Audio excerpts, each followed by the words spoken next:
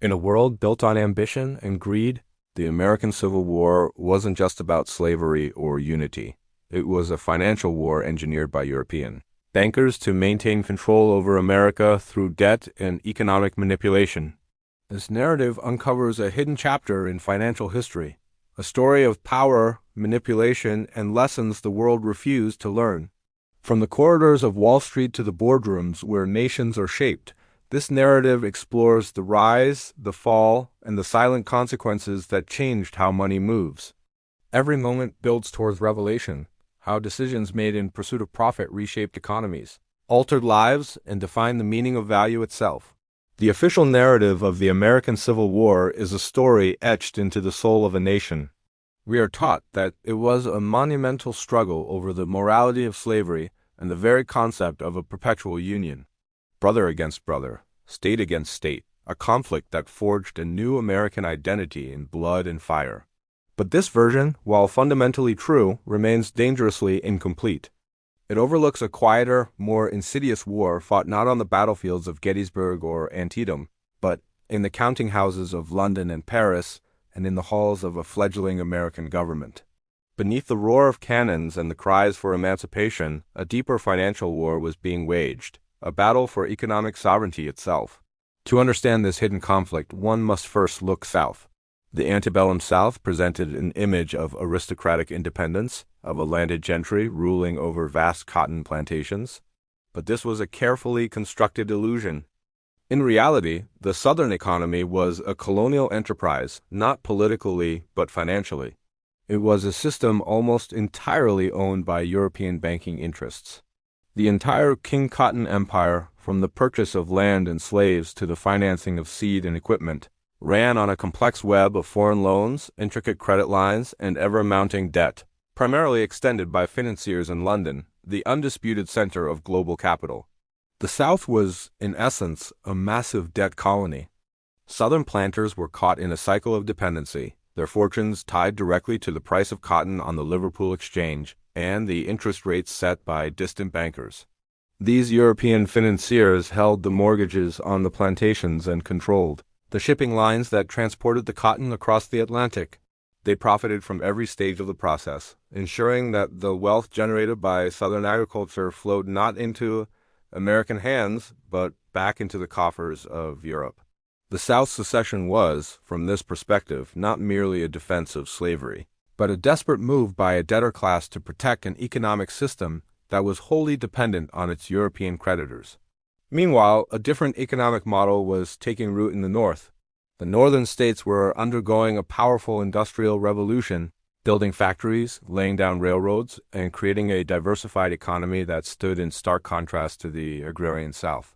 This rise was guided by a philosophy known as the American System, a nationalist economic strategy championed by figures like Henry Clay and, later, Abraham Lincoln.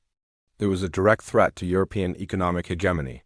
This system advocated for high protective tariffs to shield fledgling American industries from foreign competition, a national bank to manage the country's finances, and massive federal investment in internal improvements like canals and railways. The most radical component of this system, however, was the concept of sovereign money, a national currency issued and controlled by the government, not by private international bankers. For the European financial elite, whose power was built on the lending of money they created as debt, this American system was an existential threat. A truly independent, self-sufficient, and industrially powerful United States would no longer need their loans, their credit, or their control. It would break free from the established world order, where nations were kept in a state of perpetual indebtedness and dependency. The simmering conflict between North and South was therefore viewed by these powers as an opportunity, a chance to shatter the American experiment and keep the continent divided, weak, and profitable. When the war finally erupted, Abraham Lincoln faced a crisis on two fronts. The first was the military rebellion of the Confederacy. The second, and perhaps more perilous, was a financial blockade. Desperate for funds to equip and pay for the Union Army, Lincoln first turned to the established international bankers. Their offer was predatory. They demanded interest rates as high as 36%, terms that would have plunged the United States into a level of debt from which it might never recover. They saw an opportunity not to save the Union, but to permanently indenture it. In this moment of extreme pressure, Lincoln made a revolutionary decision that would echo through financial history. He chose to bypass them entirely. Pushing through the Legal Tender Act of 1862, Lincoln authorized the U.S. Treasury to issue its own currency directly, a form of money that came to be known as the greenback. This was not just paper money. It was a declaration of economic independence. The greenbacks were debt-free sovereign money, printed by the government for the benefit of the public, and backed only by the full faith and credit of the United States. It was money created to serve the needs of the nation, not the profit motives of private bankers. For the first time, a major Western government was financing a war without borrowing from the international financial syndicate. This was Lincoln's economic revolution, and it was a direct challenge to the very foundation of their global power. The international banking houses, however, were masters of a far more cynical game. They were not interested in picking a side based on ideology. Their only allegiance was to profit. While the people of America were locked in a mortal struggle, these financiers played both sides against the middle.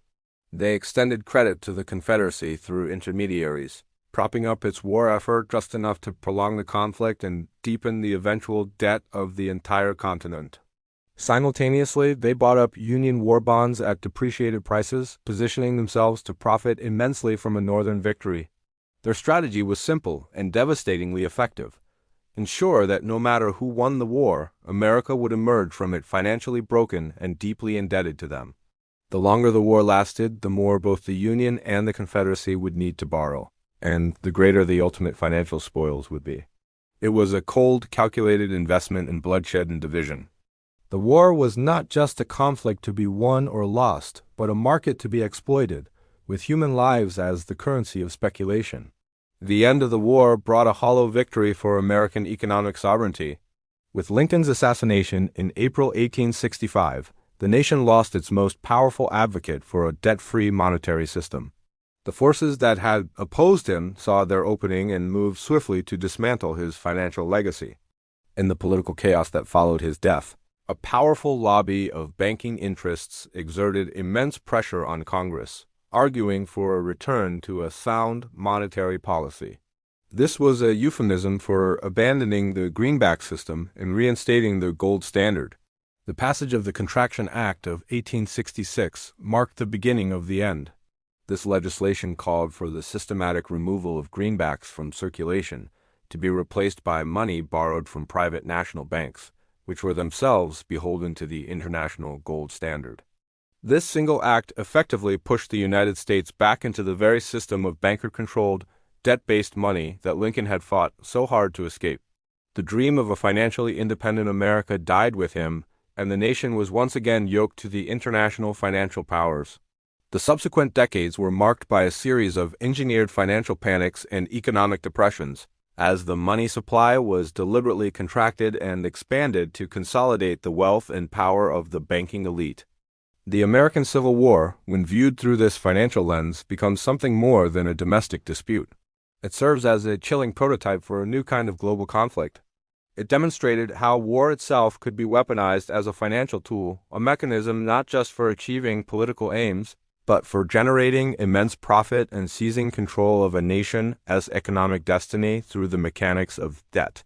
The model was perfected. Fund both sides, prolong the chaos, and when the dust settles, emerge as the creditor to the vanquished and the victor alike. This template would be deployed with devastating effect throughout the 20th century, fueling conflicts across the globe. Wars were no longer just clashes of empires or ideologies. They were immense business opportunities for a select few who understood that the real power lies not in who wins the battle, but in who controls the debt afterward. The system of war finance engineered during the American Civil War became the blueprint for a new world order, where national sovereignty would be perpetually challenged by the invisible hand of international finance. The American Civil War, therefore, was not merely a fight for freedom in the fields of the South. It was a financial coup.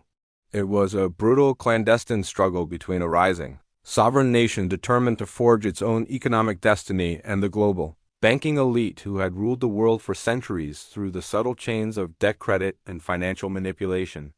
It was a contest between two fundamentally opposed visions of a nation's future, one of a republic powered by its own industry and sovereign currency, and another of a continent forever tethered to the interests of foreign capital. Lincoln's vision of a debt-free, economically independent America was a dream that flickered brightly for a brief moment before being extinguished. The system that replaced it, a system of perpetual government debt, central banking, and financialization, did not simply shape the post-war American economy. It became the dominant economic model for the entire world. The echoes of this forgotten financial war still reverberate today, shaping modern conflicts, dictating national policies, and influencing the very flow of capital across the globe. We live in the world the bankers built, on the ruins of the one Lincoln tried to create. As the truth unfolds, one question remains: did we master money, or did money master us?